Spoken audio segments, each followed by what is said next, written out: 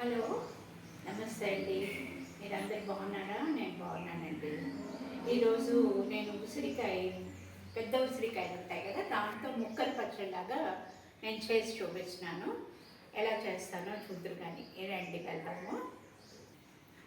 Hello, ఇప్పుడు నేను చెప్పాను కదా ఉసిరికాయలు పచ్చడిని ముక్కల పచ్చడిలా. ఉసిరికాయ నేను పచ్చడి అని చెప్పాను కదండి, ముక్కల పచ్చడి. అది ఎలా చేస్తున్నానో నేను దీనికి ఏమేమి ఇంగ్రీడియంట్స్ కావాలో నేను చెప్తున్నాను చూడండి.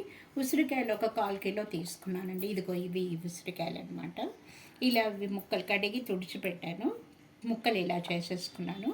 ఈ ముక్కల్ని ఇలా ఉంచేయండి. ఇంకొంచెం ముక్కలు నేనేం చేస్తానంటే మిక్సీలో వేసేస్తానండి. ఆ ముక్కలు మట్టుకు అలాగే ఉంటాయి.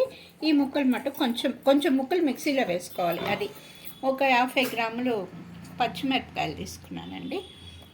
ఆవాలు ఊరికే పోపు కొంచెం, ఒక 2 స్పూన్లు టేబుల్ సాల్ట్, ఒక హాఫ్ టీ స్పూన్ ఇంగువ అనమాట, ఒక 1/2 టీ స్పూన్ మెంతి పొడి కావాలి అంతే.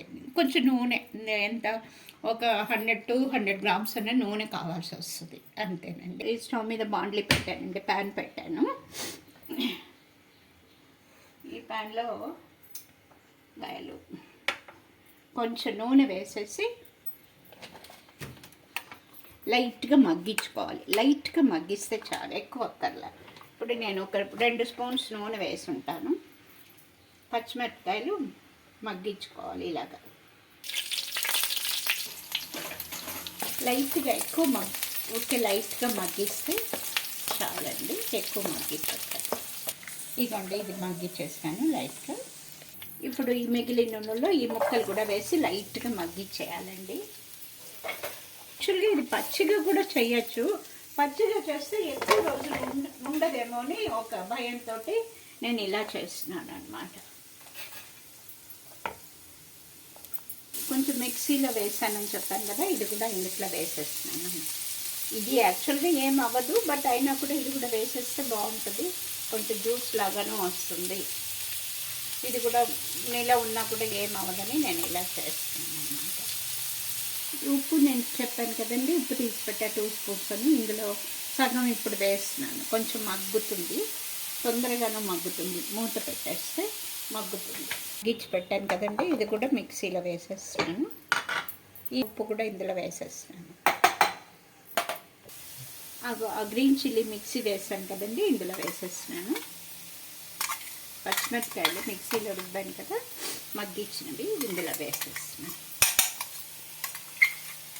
ఇంకో బాండ్లీ చిన్నది పెట్టుకున్నానండి, దీనికి పోపు వేయడానికి. ఇందులో ఒక 2 స్పూన్స్ నూనె వేస్తున్నాను.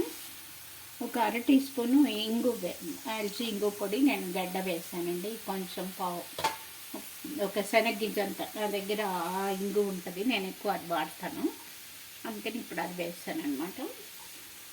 ఆవాలు వేస్తున్నాను.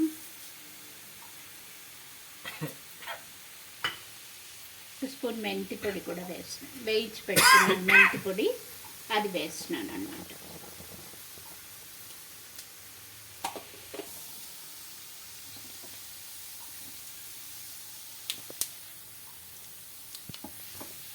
అయిపోయిందండి, ఇది పోపు అయిపోయింది. ఇది ఇందులో వేసేసేసి ఒక 2 మినిట్స్ అయినాక ఇది కూడా ఇదిగోండి అయిపోయింది. ఇది ఇప్పుడు ఆ పోపు కూడా ఇందులో వేసేసాను. ఇది ఒంటికి చాలా మంచిది, అన్నాల్లో తినచ్చు, చపాతీకి అది కూడా నంచుకుంటే నంచుకోవచ్చు, బాగానే ఉంటుంది. ఉసిరికాయలో విటమిన్ సి అవన్నీ ఉంటాయి కదండి. ఉసిరికాయ చాలా మంచిది అంటాం కదా, అందుకని మనం అలా చేసుకోవచ్చు.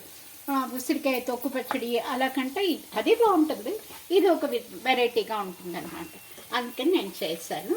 మీరు చూడండి, మీరు ట్రై చేయండి, ఎలా ఉందో. లైక్ చేయండి, బెల్ బటన్ ఆన్ చేయండి. Thank you.